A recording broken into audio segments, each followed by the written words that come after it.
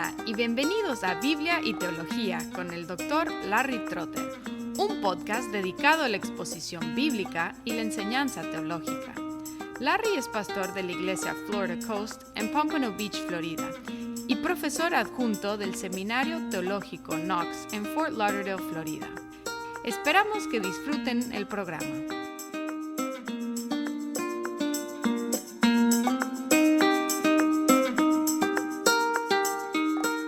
Hola y bienvenidos de nuevo a Biblia y Teología. Estamos en una serie llamada ¿Cómo nos llegó la Biblia? Y hemos considerado tres temas: el texto del Antiguo Testamento, el canon del Antiguo Testamento y el texto del Nuevo Testamento. El último tema es el canon del Nuevo Testamento, y observamos en el discurso sobre el canon del Antiguo Testamento que el canon es la lista de libros reconocidos como palabra de Dios. Y observamos que hay unas diferencias en cuanto a cuáles libros deben estar en el canon del Antiguo Testamento. Cuando llegamos al Nuevo Testamento, no tenemos la misma controversia, porque para todos los cristianos el Nuevo Testamento es igual. Los mismos libros están en todos los Nuevos Testamentos de todas las ramas de la Iglesia cristiana histórica. Entonces, la controversia no tiene que ver con el contenido del Nuevo Testamento, más bien tiene que ver con la formación del canon. Y aquí hay una diferencia entre la Iglesia Católica Romana y las iglesias reformadas y protestantes. La Iglesia Romana insiste en que ella creó el canon. Los católicos romanos insisten en que una lista inerrante, es decir, sin error, una lista inerrante de libros, el canon, requiere una iglesia infalible. Es decir, no podemos tener una lista sin error si no tenemos una iglesia infalible, incapaz de cometer un error. Sin embargo, este argumento no es correcto, puesto que una iglesia falible puede tomar una decisión sin error, exactamente lo que pasó en el caso de los judíos en el Antiguo Testamento. Es decir, que hemos observado que la iglesia en el Antiguo Testamento, el antiguo Israel, no era una organización sin error. Sin embargo, ellos reconocieron la voz de Dios en los libros y ellos aceptaron esos libros como palabra de Dios. Además, la declaración de la Iglesia Católica no es cierta históricamente, porque no hubo una declaración por parte de la Iglesia antigua sobre cuáles son los libros del Nuevo Testamento. Es decir, nunca hubo tal acuerdo o tal declaración oficial de la Iglesia antigua. Hubo sínodos regionales, como el Sínodo de Cartago en 397, que reconoció los 27 libros del Nuevo Testamento.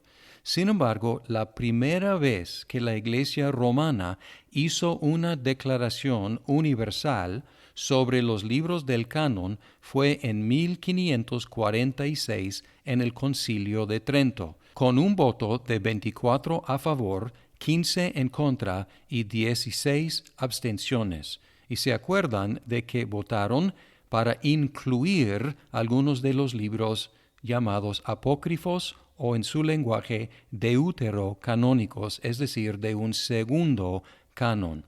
Entonces, la Iglesia y el canon habían existido durante muchos siglos, antes de que la Iglesia supuestamente hubiera creado el canon.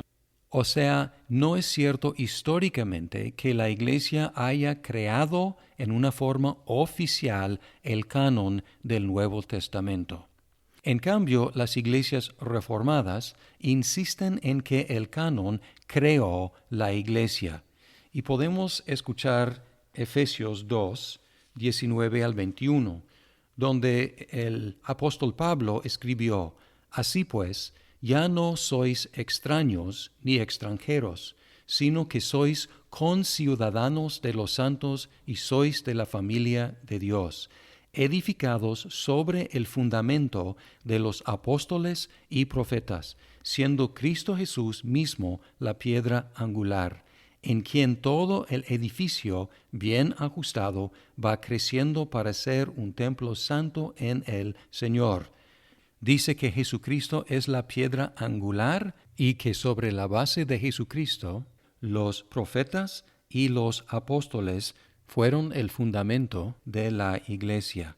No fue al revés, la iglesia siendo la base para los escritos de los apóstoles y los profetas. Y lejos de ser un proceso de crear, fue más bien un proceso de reconocer los libros que ya habían formado la iglesia. Los libros del Nuevo Testamento fueron instrumentos para formar la iglesia y la iglesia simplemente reconoció los libros que habían sido constitutivos en su propia formación. Y Jesucristo mismo dijo que sus ovejas reconocen su voz. En Juan capítulo 10, versículos 4 y 5, Él dice, cuando saca todas las suyas, va delante de ellas, y las ovejas lo siguen porque conocen su voz. Pero a un desconocido no seguirán, sino que huirán de él, porque no conocen la voz de los extraños. Y si bajamos al versículo 27, dice, mis ovejas oyen mi voz, y yo las conozco y me siguen. Y el proceso de reconocer los libros del Nuevo Testamento fue un proceso de reconocer una voz auténtica y no es lo mismo que constituir esa voz como auténtica. Podemos, por ejemplo, pensar en Juan el Bautista. Y si preguntamos si Juan el Bautista era sin error o infalible, sin la posibilidad de cometer un error, tendríamos que decir que no. Fue un ser humano extraordinario, sin embargo, capaz de cometer errores. Pero un día, en Juan 1, 29, dice que al día siguiente Juan vio a Jesús que venía hacia él y dijo, he ahí el Cordero de Dios que quita el pecado del mundo. Y cuando observamos lo que Juan declaró, podemos decir, sin duda, que lo que él declaró es sin error. Al decir, he ahí el Cordero de Dios que quita el pecado del mundo, él dijo algo cierto y sin error. Sin embargo, Juan el Bautista no era infalible él mismo. ¿Y qué hizo aquí? ¿Él constituyó a Jesús el Cordero de Dios? Por supuesto que no. Él simplemente reconoció a Jesús como el Cordero de Dios. Y es un ejemplo de un ser humano falible reconocer la voz auténtica del mismo Señor. Ya tenemos este ejemplo del Antiguo Testamento, una iglesia falible reconociendo la voz de Dios, y el reconocimiento del Nuevo Testamento siguió el mismo patrón histórico. No hubo concilio de los judíos que autorizaran los libros canónicos del Antiguo Testamento, ni hubo tal concilio de los cristianos para autorizar los libros canónicos del Nuevo Testamento.